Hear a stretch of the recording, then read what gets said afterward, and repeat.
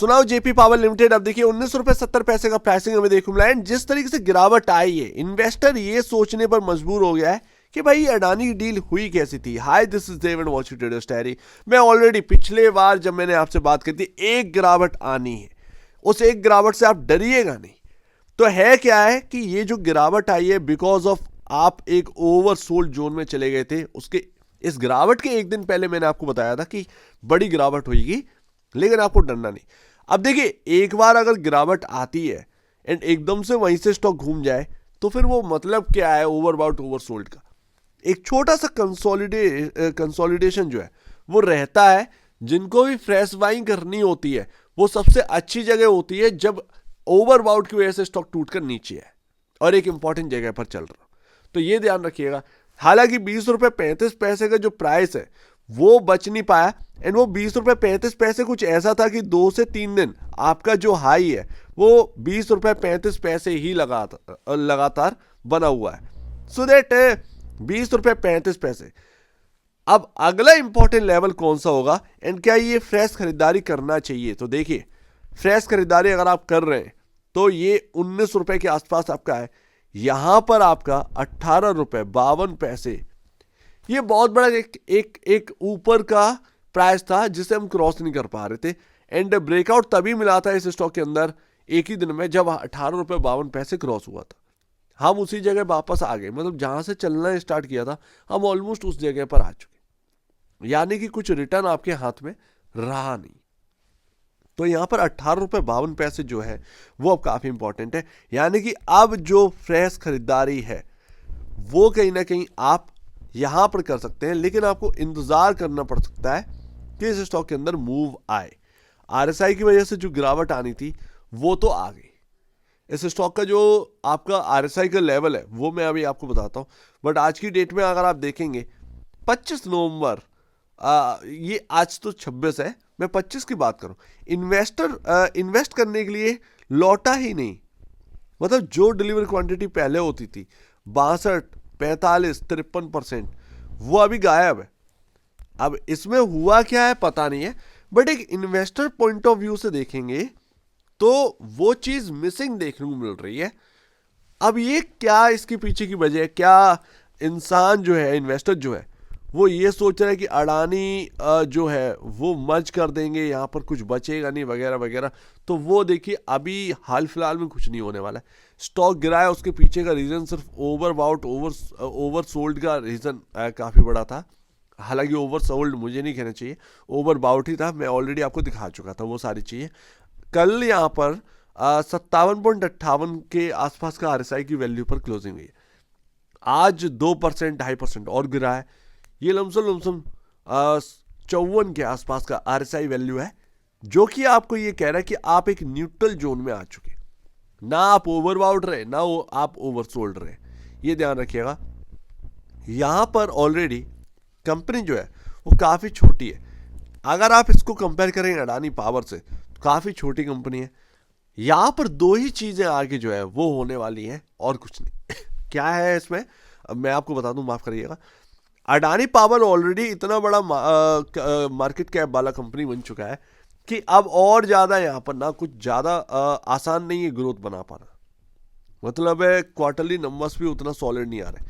But JP power, ये अगर आप देखेंगे यहां पर मार्केट कैप काफी छोटा है, चांसेस यहां पर काफी ज्यादा बनते हैं कि यहां पर अगर आपके क्वार्टरली नंबर या कंपनी का टर्न अराउंड होता है देन यहां पर आपका एक अच्छा खासा बूम देखने को मिलेगा। जो अगर बूम देखने को मिला तो जाहिर सी बात है स्टॉक का भाव भी बढ़ेगा। यहां पर अगर आप देखेंगे अगर अच्छे नंबर्स आते हैं देन डेफिनेटली जो आपके सामने जो एक आज की डेट में प्राइस टू बुक वैल्यू या बुक वैल्यू हमें 18 रुपए 49 पैसे देखने को मिल रही है, वो इंक्रीज होते हुए नजर आएगी। बुक वैल्यू इंक्रीज होता नजर आएगा, यानी कि एक अच्छी बात रहेगी। जाहिर सी बात है वो प्राइस टू बुक वैल्यू पर कंफर्ट देगा तो ये एक अच्छी बात है। हालांकि उस वक्त प्राइस मायने रखेगा कि प्राइस कहाँ चल रहा है, क्योंकि उसी से तो प्राइस टू बुक वैल्यू, वही तो कहते हैं कि प्राइस कहाँ पर है आपका बुक वैल्यू कहाँ पर है। बुक वैल्यू इंक्रीज होना अच्छी बात है, प्राइस टू बुक वैल्यू में कंफर्ट आना काफी अच्छी बात होती है नंबर्स की वजह से। तो अभी चांसेस ज्यादा है, लेकिन अगर वो मर्ज कर देते हैं, जो कि मर्ज शायद नहीं, मुश्किल लग रहा है, क्योंकि अडानी पावर जिस एरिया में प्रेजेंस है वो डिफरेंट है, जेपी पावर का अलग स्टेट्स में डिफरेंस है, प्रेजेंस है, ठीक है। तो ये थोड़ा सा यहाँ पर ना अलग हो जाता है। शायद हो सकता है अडानी ग्रुप इस कंपनी को सेपरेटली चलाए, और अगर मर्जर कर देंगे तो फिर वो बात की बात है, ये इसमें कोई रोक तो पाएगा नहीं है।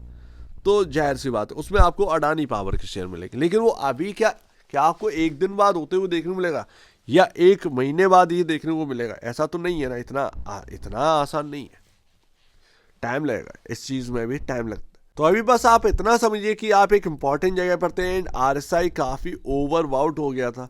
अगर ये 20% 25% की तेजी अगर इस तरीके से होगी तो आरएसआई काफी ओवरवाउट होगा। ऐसे में आपको हल्का होना पड़ेगा। धीरे धीरे तेजी होना ये काफी अच्छा रहता है, चाहे आप ओवरवाउट ओवरसोल्ड की वैल्यू के हिसाब से सोचें या आप एक इन्वेस्टर पॉइंट ऑफ व्यू से सोचें, धीरे धीरे तेजी होना ही सबसे अच्छी बात है। नीचे में अगर आप देखेंगे तो 18 रुपये 52 पैसे इंपॉर्टेंट है, लेकिन उसके साथ एक और चीज इंपॉर्टेंट है, आपका मूविंग एवरेज आपका वहीं पर है। जैसे कि ये जो ग्रीन लाइन आप देख रहे हैं ये आपका 18 रुपये 52, माफ कीजिएगा 18 रुपये 32 पैसे पर।